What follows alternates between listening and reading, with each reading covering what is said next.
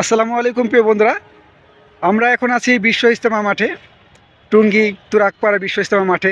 আজকে সকাল 10টায়ও কিন্তু এই মাঠটি কানায় কানায় পরিপূর্ণ ছিল। আলহামদুলিল্লাহ, বিশ্ব ইজতেমা 2025-এর শুরাই নিজামের প্রথম পর্বে লক্ষ লক্ষ মানুষ এই ময়দানে এসে উপস্থিত ছিলেন। এইখানে তিল দাঁড়ানোর ঠাঁই ছিল না। আজকে সকাল 10টায়ও কিন্তু অসংখ্য মানুষ এখানে কানায় কানায় পরিপূর্ণ ছিল। কিন্তু যখনই আখেরি মোনাজাত শেষ হয়ে গেছে, তার পরবর্তী সময়ে মুহূর্তের মধ্যে এই লক্ষ লক্ষ মানুষগুলো কিন্তু আসলে প্রত্যেকে বাসার উদ্দেশ্যে রওনা হয়ে গেছেন এবং মাঠটা কিন্তু একেবারেই পুরো ফাঁকা হয়ে আছে। বিভিন্ন জায়গায় বিভিন্ন স্থানে অল্প কিছু জামাত, যারা অনেক দূরে, যাদের গাড়িগুলো এখনও এসে পৌঁছায়নি, তারা কিন্তু অবস্থান করছেন। এছাড়াও বিদেশি খিত্তায় অল্প কিছু মানুষ এখানে আছেন। এছাড়াও যারা 40 দিন এবং 3 চিল্লার জন্য বের হবেন, তারা এখানে ওই টিনের যে ছাউনি আছে সেখানে অবস্থান করতেছেন। আমরা দেখতে পাচ্ছি যে এই মাঠটি পরিপূর্ণভাবে ফাঁকা হয়ে গেছে। আলহামদুলিল্লাহ, আল্লাহু আকবার। আল্লাহ তাআলার অশেষ রহমত, অশেষ মেহেরবান যে আল্লাহ তাআলা চাইলে কি না করতে পারেন। অল্প কিছু সময়ের ব্যবধানে যেখানে মানুষগুলো তিল দাঁড়ানোর ঠাঁই ছিল না, সেইখানে এখন একদমই ফাঁকা। বিশেষ করে আমি অজুখানার দিকে আপনাদেরকে একটু ক্যামেরাটা দেখাচ্ছি, আমরা একটু জুম করে দেখাই। যেখানে অজুখানায় মানে এতটাই ব্যস্ততার সময় ছিল যে কিছু মানুষ যখন অজু করতো, পিছনে 2-3 কাতার করে মানুষ দাঁড়িয়ে থাকতো, কিন্তু সেই অজুখানা কিন্তু একদম এখন সিরিয়াল নেই, পানিগুলো উপড়ে পড়তেছে। আল্লাহু আকবার, আল্লাহু আকবার।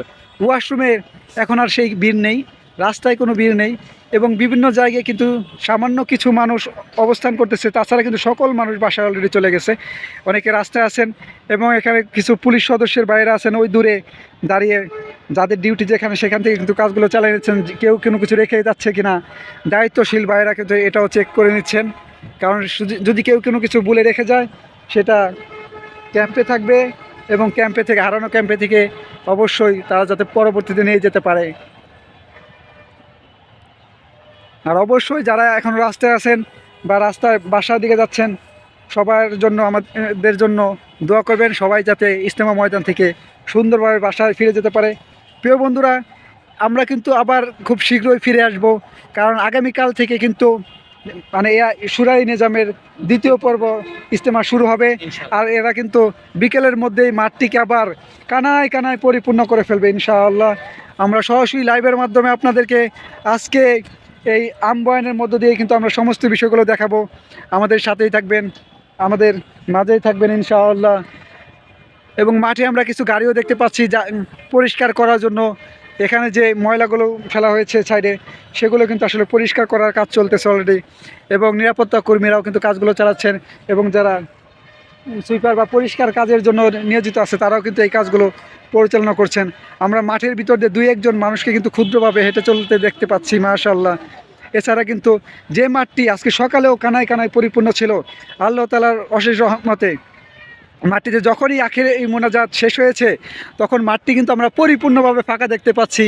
এবং আমরা মিডিয়ার ভাইদেরকেও ধন্যবাদ জানাবো, কারণ আমরা যারা মিডিয়া আছি, আমরা বিশেষ করে যারা আমরা ইসলামের আলো, আমরা হেদায়েতে মুসলিম, এবং আমাদের সাথে আছে সহযোগী মিডিয়া আল কারিম, এই ইসলামিক মিডিয়াগুলো সাথে থাকবেন আপনারা, কারণ এই মিডিয়াগুলো কিন্তু আপনাদেরকে পূর্ণাঙ্গভাবে এই ইসলামিক সমস্ত কিছু প্রচার করে যাচ্ছে নিরলসভাবে, শত ব্যস্ততা, শত চেষ্টা উপেক্ষা এবং শত কিছু মোকাবেলা করে কিন্তু আপনারা যাতে বাসায় বসে, দেশের বাহিরে বসে, যে যেখানে আছেন সেখান থেকে যাতে আপনারা আমাদের ইসলামিক সমস্ত বিষয়গুলো জানতে পারেন, বুঝতে পারেন, সেই জন্য কিন্তু আমরা সর্ব অবস্থায় আপনাদেরকে আপডেট নিউজগুলো দেওয়ার চেষ্টা চালিয়ে যাচ্ছি এবং আমরা সবসময় করে যাব।